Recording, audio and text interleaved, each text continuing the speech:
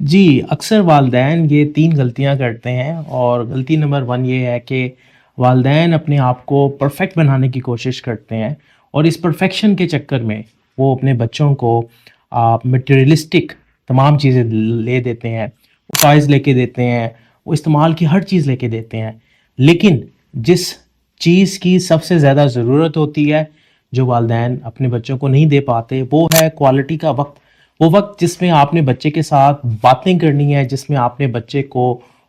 دیکھنا ہے، سننا ہے، سمجھنا ہے کہ بچے کے دماغ میں کیا چل رہا ہے، وہ دنیا کو کس نگاہ سے دیکھ رہا ہے، اس کے سوالوں کے جواب دینے ہیں۔ دوسری غلطی کرتے ہیں کہ اپنا غصہ بچوں کے اوپر نکالتے ہیں، جس کی وجہ سے بچے کے ساتھ ان کا کنیکشن کمزور ہو جاتا ہے۔ اور تیسری غلطی وہ یہ کرتے ہیں کہ وہ